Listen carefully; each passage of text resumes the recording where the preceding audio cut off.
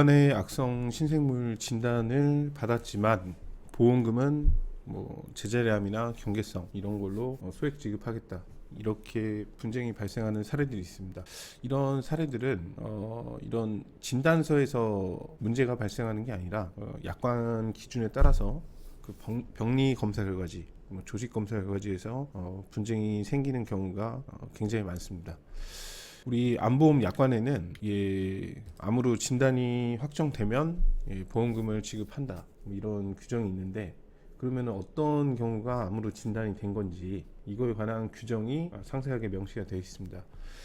보험 약관은 암의 확정 진단은 병리의사만 진단할 수 있다는 규정이 있고, 조직검사 등에 의해서 현미경 소견을 기초로 한 진단만 인정한다, 이런 기준이 있기 때문에 실제로 암 보험을 청구를 하게 되면은 보험금 심사 과정에서도 이런 단순한 진단서만 보고 판단하는 게 아니라 조직 검사 결과나 이런 것들을 보고 판단을 합니다. 이거는 뭐 생보험사나 손해보험사나 똑같습니다. 손해보험사의 홈페이지에 명시된 청구 서류 안내 항목인데, 여기 공통으로는 당연히 진단서랑 질병분류 기호가 기재되어 있는 진단서를 보내야 되고, 조직 검사 결과지를 반드시 보내야 되는데, 그 이유는 병리 의사가 진단을 하는 내용, 그것을 확인하기 위해서 이 서류를 필수 서류로 지정을 하고 있고, 실제 보험사에서 이 심사를 할 때도 뭐 스타일이 그 심사자마다 조금씩 다를 수 있지만, 뭐 저의 경우에도 예전에 회사에 일했을 때는 조직 검사 결과지 먼저 보고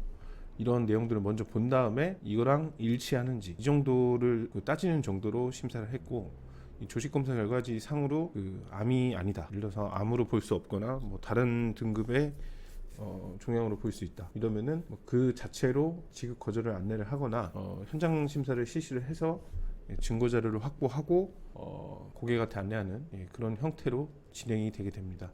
이거는 생명보험사의 청구 서류 안내인데 여기도 똑같습니다. 진단서를 필수적으로 제출을 해야 되고, 암 필수 서류에 이런 소외감도 이 조직 검사 결과지는 반드시 제출을 해야 됩니다. 암이나 제자리암 경계성 종양도 무슨 내과나 뭐 외과 이런 의사들의 진단을 인정한다, 이런 기준 자체가 아예 없기 때문에 병리의사 진단만 인정한다, 이런 규정이 있기 때문에 이런 서류를 확인을 하게 되는 겁니다. 그래서 실제로 이 분쟁이 생긴 사례를 하나 확인해 보면, 아까 살펴봤듯이 진단병은 뭐 여러 개가 있었는데 나머지는 쓸모없는 내용이라 이 내용만 보시면 되고요. 우측 요관의 악성 신생물, 그러니까 요관암이죠. 그리고 암에 해당하는 C66 코드가 이렇게 명확하게 기재가 돼 있습니다. 그런데 이거를 소액 지급하겠다고 주장한 이유는 이게 조직검사 결과지입니다. 이거는 의사 선생님, 그러니까 실제 환자를 치료하고 하는 의사 선생님이 쓰시는 게 아니고, 이 종합병원이나 대학병원에는 병리과가 있는데 거기에 병리 전문의가 있습니다. 그러면은 수술 과정에서 제거된 병변이나 이런 것들이 병리과로 넘어오게 되고, 그 병리 조직을 현미경으로 자세하게 보고 이 종양이 어떤 성질을 가진 건지, 종양의 종류는 뭔지, 어디까지 침범됐는지 등등 여러 가지 상세한 이 검사 결과가 기록이 됩니다.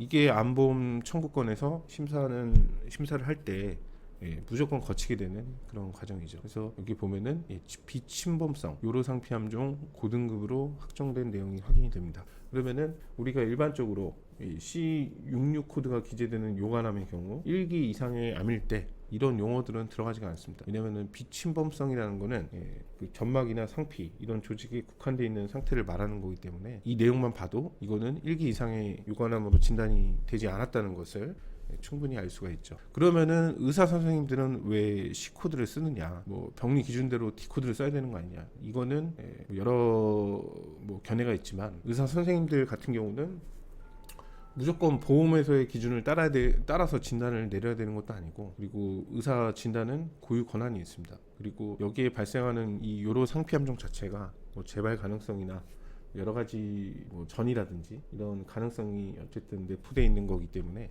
이런 거를 그냥 나는 암으로 봤다, 이 진단서 자체가 뭐 전혀 잘못된 거는 없죠. 근데 보험사에서 따지는 거는 이런 의사의 주관이나 이런 생각이 담긴 이런 진단서는 인정을 안 하고 병리 검사 결과를 기준으로 한다, 이런 규정들을 아주 옛날 몇십 년 전 보험부터도 그런 규정을 두고 있습니다. 그래서 의사가 주관에 의해서 내린 진단, 이런 것들은 인정을 하지 않게 되고 실제로 이 의사 선생 여기도 대학병원인데 여기 의사 선생님 같은 경우는 이런 암으로 봤지만 이런 검사 결과를 가지고 모든 의사가 전국 대학병원 모든 의사가 암으로 보는 게 아니라 D09 코드 이렇게 나오는 경우도 굉장히 많이 있습니다.